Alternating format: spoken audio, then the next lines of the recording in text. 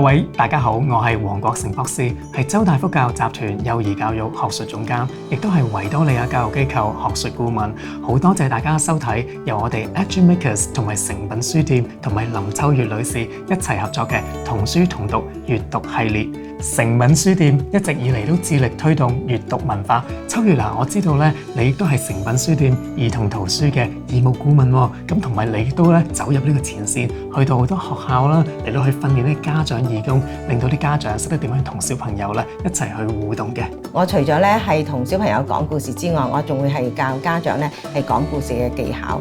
今次咧我哋喺童書同讀呢個嘅節目裏邊咧，我同阿黃博士咧都揀咗一啲嘅好嘅書。呢啲書咧全部都係適合2至6歲嘅小朋友發展嘅需要而揀嘅。另外咧，呢啲書咧全部都係一啲經典同埋得獎嘅好書。咁咧，我都希望咧透過呢個講故事咧，能夠幫助小朋友咧係建立咗一個良好嘅閱讀習慣啦，同埋咧令到家長同小朋友有一個親密嘅親子時間。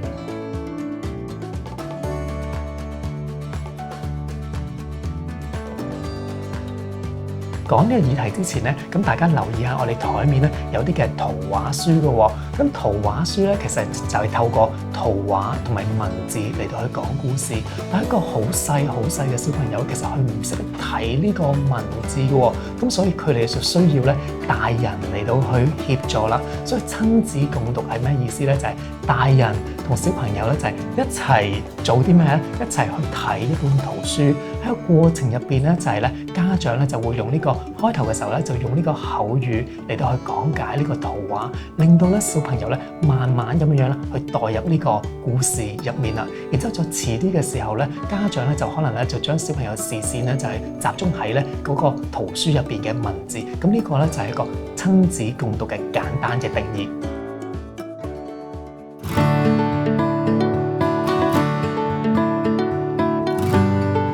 第一個好處咧就同呢個語言有關嘅。咁有時候咧，家長同小朋友溝通嘅時候咧，傾下偈嘅時候咧，有時會發現咗冇話題係啲咩意思咧？就係話呢啲係咩顏色啊？紅色、黃色。然之後呢啲係咩形狀啊？正方形，跟住咧3個人。但講完呢啲話題之後咧，有時家長真係唔知道仲可以同小朋友講啲咩嘢嘅。如果你遇到呢個情況嘅時候咧，家長不妨咧就同小朋友一齊去睇圖畫書，因為每一本圖畫書咧就會令到你同你個小朋友咧有源源不絕嘅話題，大家可以將你嘅視線咧係擺喺同一本書嗰度。咁同埋另一樣嘢咧就係咧，整體嚟講咧就係話，如果個小朋友喺2歲之前去接觸嘅詞語越豐富嘅時候咧，佢之後可以講到嘅説話咧亦都會越多嘅。小朋友佢今日可以聽得明嘅詞語，就係將來可以講得到嘅句子啦。然之後啦，佢將來可以講得到嘅句子，亦都係佢哋咧將來可以書寫得到嘅句子嚟嘅。係啦，咁所以咧就係咧好建議咧就係家長咧透過呢個圖畫書嚟到咧去增強小朋友個詞彙量啦。咁然之後啦，秋月啦，咁就住語言呢一方面咧，你覺得有邊啲嘅親子共讀嘅 tips 係啦，一啲嘅心得可以俾家長嘅咧？係，咁我覺得可以咧，就係你睇一本書嘅時候咧，可以用咧嗰本書適當嘅情緒，譬如嗰本書好開心嘅，你就用一個好開心嘅情緒去講嗰本書。如果嗰本書有一啲可怕嘅地方嘅，咁我哋咧就可能係緊張嘅一個嘅聲線啦。咁即係話咧，情緒同聲線咧都係咧能夠咧配合呢個講故事，讓小朋友咧知道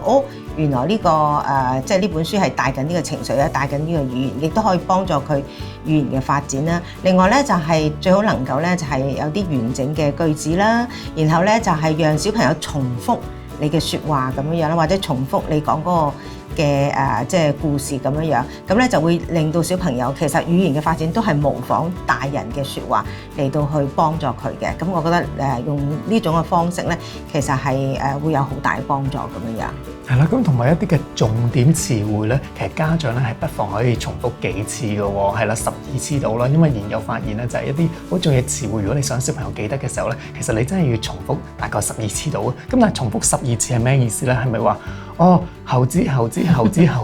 次咧？就唔係嘅喎。咁其實咧就係呢個重點詞彙咧，就係就係咧係滲透咗喺一個對話嗰度啊。例如當你講一本圖畫書嘅時候，你要自然咧將個重點詞彙滲透咗喺個對話入邊啦。咁例如咧就係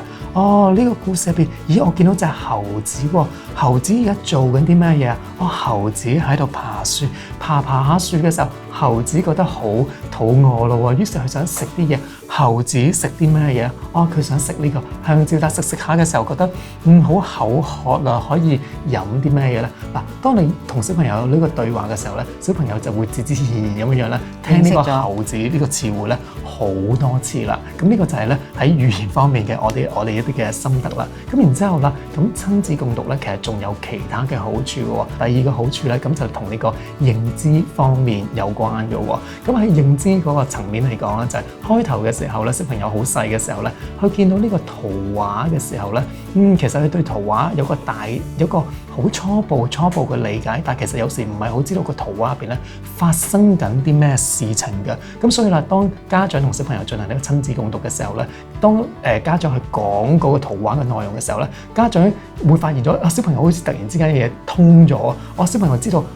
原來呢個圖畫係講緊發生緊呢啲事情，然之後呢件事情咧就同下一幅圖畫講嘅事情咧係有關聯嘅，係連續嘅。咁樣咧就可以令到小朋友咧慢慢咧就通過咧聽呢個故事嘅時候咧就意識到一樣嘢，原來圖畫書咧就係用唔同嘅圖畫嚟到組織成為一個故事嘅。咁所以喺認知能力嚟講咧就係話睇圖畫書係非常之重要嘅。咁仲有多一樣嘢嘅喎，咁喺認知層面嚟講咧就係咧親子共讀亦都可以訓練得到小朋友嗰個專注能力嘅。嗱，因為有一樣嘢咧就係如果家長又俾小朋友睇一啲網上嘅節目啦，定係電視嘅時候咧，有時個影像嗰個變化咧太快嘅，其實小朋友咧佢好難係專注喺一個畫面嗰度去進行一個深入嘅思考啦。但係圖畫書就有個好處啦，就係其實教緊小朋友你要放慢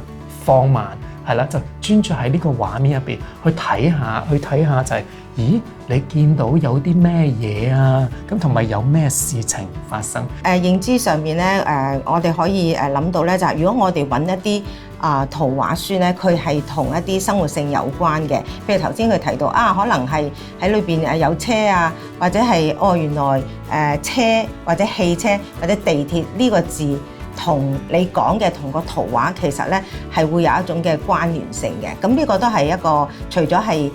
文字同個圖畫嗰個認知之外咧，仲有就係你可以咧連結喺嗰個生活上邊，帶佢出去嘅時候，發覺原來呢個就係叫做地下鐵喎咁樣樣。咁呢個係其中認知上邊可以聯繫到嗰個生活嘅。咁即係話咧，爸爸媽媽其實有時揀啲書都可以揀啲生活性嘅書啦，或者喺我哋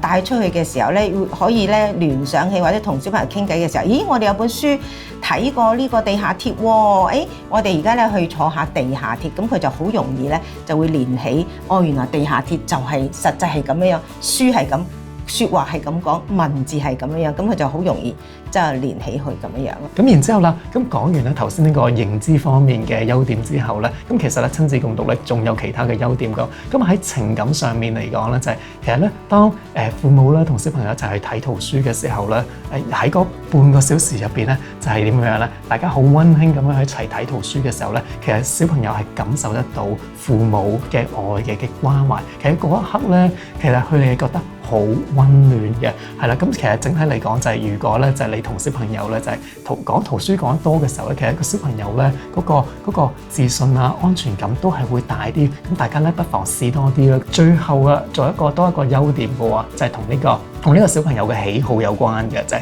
當父母同小朋友咧睇一系列嘅圖畫書嘅時候咧，家長好快咧就會留意到睇某一類型嘅圖畫書嘅時候，小朋友咧就好專注、好開心，眼睛真係咧閃閃發亮。但去到睇某啲嘅書嘅時候，好似好快就想同你講就另一本啦。咁其實就係透過呢啲嘅細節咧，咁家長就可以更加了解得到自己嘅小朋友，了解到佢哋嘅喜好，然之後透過咧就係睇下佢哋嘅喜好咧，然之後就可以發掘下就係其實我將來有邊啲位我可以再進一步嚟到去栽培我嘅小朋友咧。同小朋友閱讀嘅時候咧，將小朋友咧抱喺你自己，即係如果細啲嘅小朋友抱喺你自己嘅身上邊啦，咁佢咧就會從你嘅角度同你一樣咧去睇到嗰本書。咁於是咧你就會留意到呢個小朋友其實咧佢比較關心圖畫上邊咩，或者你同佢對答嘅時候，你會發覺佢比較喜歡邊啲嘅圖畫咁，你就會知道呢個小朋友咧其實可能中意恐龍多啲，可能中意車多啲，可能中意黃色嘅嘢，咁你就可以留心到咧究竟佢中意啲我哋叫做 character 咁樣。另外就係譬如你細個你咁樣攬住佢嘅時候咧，其實小朋友咧都會咧係感受到你嘅身體嘅氣味啦，你講嘢嘅聲線啦，你嘅溫柔啦，同埋咧你個溫度咁樣。咁呢個咧都係能夠咧係好似回應翻頭先阿博士講到就係可以咧令到個小朋友嗰個同你嗰個親密度咧更加好。咁咧就會係提供咗一個好好嘅親子嘅共讀嘅時間，亦都有可以了解到，咦，我個小朋友原來咧係咁中意咧某一本書啦，或者呢個恐龍啦，或者係呢個顏色咁樣樣。咁我好希望咧，各位家長咧好中意我哋呢一集童書同讀。咁然之後我哋下一集咁我哋就會講啲咩咧？就係其實家長咧對於呢個咧親子共讀嚟講咧有好多迷思嘅喎。咁我哋喺下一集咧就會同大家咧一一解答。拜拜。拜拜。